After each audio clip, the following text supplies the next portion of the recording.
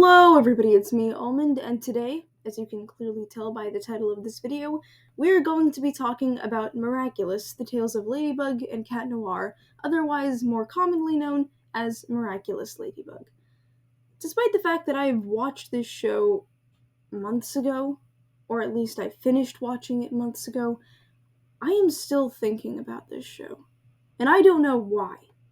So, after a little while, I just decided that for fun I would make this video, which is basically just me ranting about the show in general. So, yeah. So the plot of Miraculous Ladybug mainly revolves around these two teenagers, Marinette Dupancheng and Adrien Agreste. They both go to the same school in Paris, France, and they both have a secret. They're actually the superhero protectors of the city, Ladybug and Catnoir. And they basically fight villains in the city on a daily basis. And all of these villains come from the big, grand villain of them all, Hawkmoth. Oh yeah, Hawkmoth is Adrian's dad, and he's basically terrorizing the city so that he can get Ladybug and Catnoir's Miraculouses, and then make a wish to bring back his dead wife. Also, almost every single person in the show who has superpowers gets them from these things called kwamis. Basically, kwamis are just these little mythical beings that give you superpowers when you wear the object that they're tethered to, which is called a Miraculous. And basically, if Hawkmoth gets the Cat Miraculous and the Ladybug Miraculous, he can make a timeline-altering wish, and that's why he's trying to get them, because he's a simp for his wife. He literally cannot live without her, because he starts, abusing Adrien, and then it kind of just goes downhill after she dies. Also, I feel like it's kind of confusing because when I first watched the show, I thought she was just in a coma. But after I rewatched everything, no, she's dead. That is her corpse in the basement. So, yeah. Also, there's this thing called the Love Square, which is basically a concept in the show that comes from the fact that since Ladybug and Catnoir don't know who the other person is under the mask, they constantly find themselves rejecting each other. And the four ships that come from this are Ladrien, Mary Chat, Lady Noir, and Adrianette. But you know what? The entire Love Square is kind of stupid because it's so obvious that Marinette is Ladybug and Cat Noir is Adrien. I mean, Adrien barely changes his hair when he goes from himself to Cat Noir, and Marinette doesn't even change her hairstyle, or her hair color for that matter, because what person does Adrien know that has blue hair? Come on. But I guess what I just said was resolved by this other concept called quantum masking, which in very simple terms makes it impossible for a normal person to figure out the identity of a miraculous holder just by physical attributes. And I think it's sort of funny because it seems like this was specifically meant to combat the claims by many people on how dumb somebody would need to be to not be able to figure it out.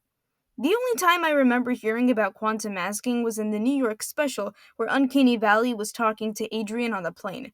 Speaking of the New York special, let's talk about all the Miraculous World specials.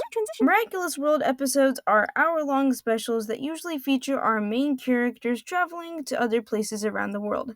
I love these episodes because they give us a bit of insight on how the world of Miraculous operates, and it makes you realize that there is more to the show than just what happens in Paris. My favorite by far is the Paris special because, number one, I love it whenever the show visits alternate universes because it's always interesting. And two, I just think that Ladybug and Catnoir's dynamic is really funny just because of how much they hate each other, and their constant bickering back and forth is very entertaining. Okay, so I don't have anything written down for this part, and I don't have a good transition to go from what I was talking about before to now, so let's just get into it. So this is the last part of the video. I'm just going to be talking about characters from the show. I don't have anything to say. Yeah, there's nothing. I'm just saying all of this from the top of my head. So let's just start. First character I'm going to be talking about, Lila. Lila Rossi, this disgusting little rat. If she didn't exist, the show would be so much more better. But unfortunately, she does, and we sort of have to deal with her. Lila made her first appearance in Volpina. This was the last episode of season 1. And basically, she sort of just exists in that episode to try and steal Adrian away from Marinette. And, obviously, as Lila's name suggests, she lies a lot. She lies about everything, actually. She even lies about her own identity, as we see in season 5. This entire time, Lila was wearing a wig, and she takes it off. She walks up to some other random kids, and they know her. If this was any other character, I'd be terrified, but Lila makes the most outrageous lies. And the fact that she's saying all this isn't only just hurting herself as a character, but also the characters around her, because for Lila's lies to work, everybody has to be very, very stupid. And this ended up deteriorating Alia's character for several reasons. Number one, Alia is friends with Marinette, and Alia knows that Marinette is Ladybug. And she knows that Lila was lying when she said that she was friends with Ladybug. So why does she still believe all of her other lies? Why does she continue to not recognize the fact that Lila has lied and that Lila is not a perfect little angel? And also number two, she's a journalist. Isn't she supposed to get down to the truth? Why is she just believing everything Lila says on face value? I'm pretty sure there was an episode where she was interviewing Lila for information on Ladybug for her Lady blog. That does not seem very professional, especially coming from someone who apparently has multiple blogs and is a self-proclaimed journalist. Alright, so the last character that I'm going to be talking about in this video might be a little controversial to dislike, but I don't really like Luca. And before you start throwing your Miraculous branded toys at me, I don't think it's entirely his fault. I think I just didn't have any opinions on him before, and then what I'm about to talk about tipped my scales into me not liking him. And while I could make this entire section of the video about how his character slowly derailed from being an alternate love interest to Marinette, to being a plot device, to being a throwaway character, but I'm not going to do that because you can watch the show and you can see that happen. So instead, I'm going to be petty and talk about this one thing that was really dumb that he did that one time, and I'm just going to pretend like that's the entire reason why I don't like him. So basically, in Season 4, Episode 20, Ephemeral, however you say it, basically in that episode, it starts off with Ladybug trying to fight this villain, and there's like 9 other people fighting with her, and then she eventually does beat the villain, but then when she's trying to go to Viperion to get his Miraculous back, Grandmaster Suhan just magically appears and he's like, dude, you needed 5 Miraculous holders to beat one villain? Where's Catnoir? And then Ladybug is just like, I don't know, bro. Don't ask me. But then Suhan gets really angry about this because he's like, whoa, what if he turns into Hawkmoth and goes crazy? But then Ladybug's like, he's not going to turn into Hawkmoth.